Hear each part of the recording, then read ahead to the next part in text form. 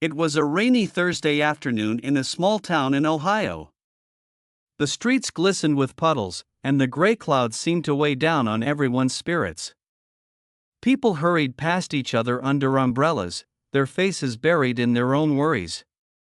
But one little boy, no older than 10, noticed something that most people overlooked: an elderly man sitting alone on a cold, wet bench, staring at the ground. His coat was tattered, his hands shaking slightly, and there was a profound sadness in his eyes. The boy felt a strange tug in his chest. Something told him this man needed more than just shelter from the rain.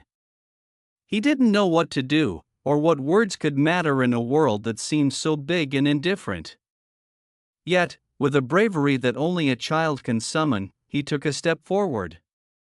And with just a few simple words, he would unknowingly change a stranger's life forever. Before we dive into this story, don't forget to subscribe to Kindness Story Hub, hit the like button if you enjoy heartwarming stories, and leave a comment sharing a time when someone's kindness made your day.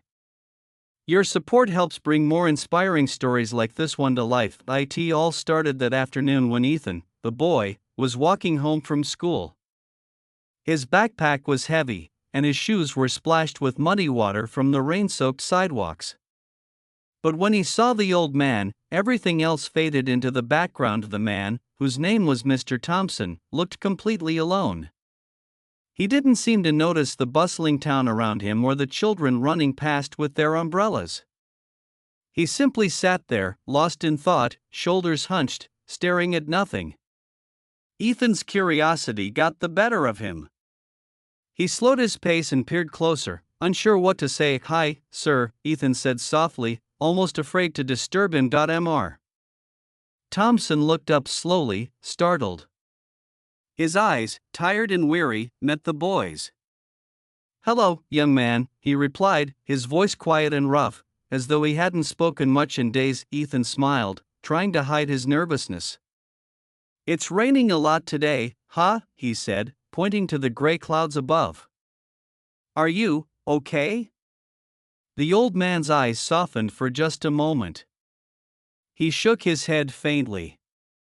"I've seen better days, son," he admitted. Ethan paused. He didn't know much about sadness or hardship, but he knew that words, kind words, could sometimes make even a heavy heart feel lighter. So he sat down on the bench, keeping a respectful distance. "I'm Ethan," he said. "Do you want to talk?" Mr. Thompson studied the boy for a long moment, unsure whether to trust him. Children rarely asked how adults were doing, they were usually too caught up in their own world. But something in Ethan's warm eyes and genuine smile made him nod slowly. "I'm Mr. Thompson," he said. "I guess talking wouldn't hurt." And so, they began to talk. Ethan didn't ask about Mr. Thompson's money or where he lived. He didn't ask questions that might have embarrassed him or made him feel small. Instead, he asked about things that mattered, things that made people feel alive. "What do you like to do for fun, Mr. Thompson?" Ethan asked. The old man chuckled, a faint but genuine sound. "I used to love painting," he said. "Landscapes mostly. I had a little studio at home, with sunlight pouring through the windows. But it's been a long time." Ethan's eyes lit up. "Wow! I wish I could see your paintings someday. Do you still have any?" Mr. Thompson shook his head. "Not really. Life gets in the way, you know." "I think you should paint again," Ethan said, his voice firm but encouraging. "Even one painting. It could make you happy." Mr. Thompson smiled, something he hadn't done in a long time. "You really think that would help?" he asked. "I know it would," Ethan replied confidently. "Doing something you love always helps." That small exchange sparked something in Mr. Thompson. For the first time in months, maybe even years, he felt a flicker of hope. He realized that despite the cold, rainy day and the heaviness in his chest, there were still moments of light in the world.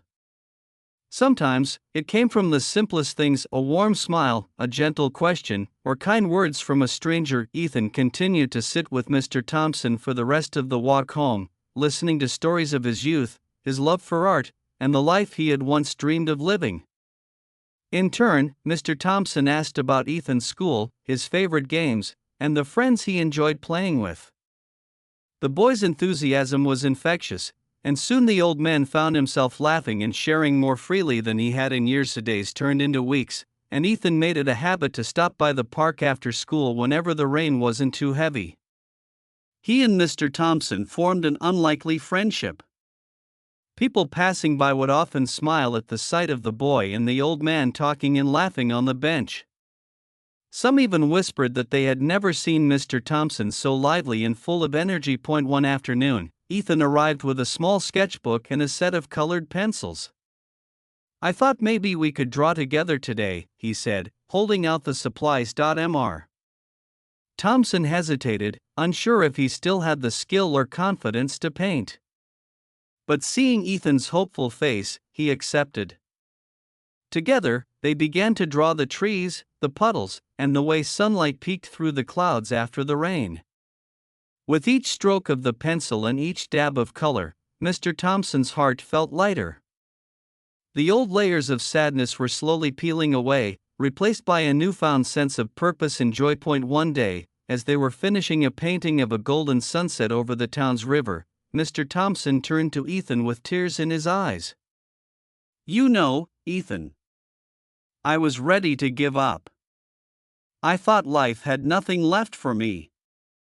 But meeting you, talking with you, it changed everything. You reminded me that I'm still capable of joy, still capable of living fully." Ethan smiled softly. "I didn't do much. I just talked to you." "You did more than that," Mr. Thompson said firmly. "You gave me hope when I had none. You reminded me that kindness, real, simple kindness, can change a person's life." That evening, Mr. Thompson dusted off his old easel, set it up by the window, and began to paint for the first time in years. Each brushstroke felt like a step back into the world, a step toward healing. And he knew he had Ethan to thank for it, a boy who didn't have much, yet gave so freely of his heart.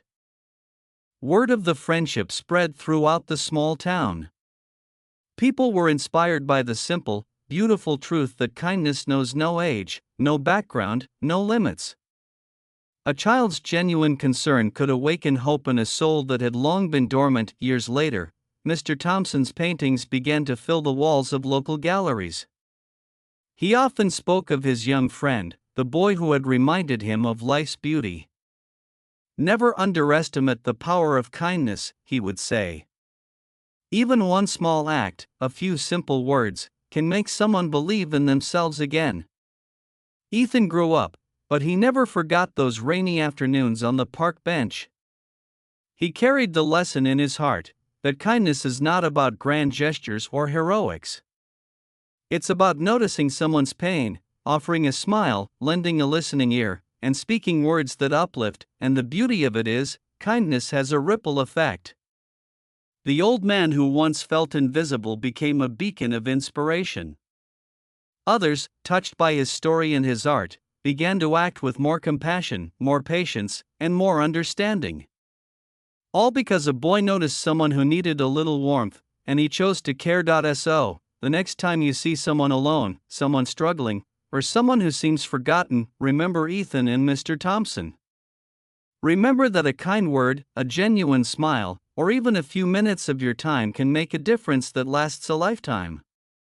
You might not realize it immediately, but your small act of kindness could be the turning point in someone's life, the moment that reminds them that hope and joy are still possible, because sometimes, the simplest gestures are the ones that leave the deepest mark. Sometimes, the most powerful thing you can do is simply be kind. And sometimes, all it takes is a boy, a bench, and a few heartfelt words to change a stranger forever. Conclusion: in a world that often feels rushed, harsh, and overwhelming, stories like this remind us that we have the power to make a difference. Kindness doesn't require wealth, fame, or influence, it only requires a heart willing to see and care for others. Ethan's small act of kindness didn't just change Mr. Thompson's life, it inspired everyone around them, creating a ripple of hope that grew far beyond the rainy park bench. And it's a reminder to all of us, no matter who we are or where we come from, we can make someone's day brighter, their heart lighter, and their world a little more beautiful. So today, take a moment.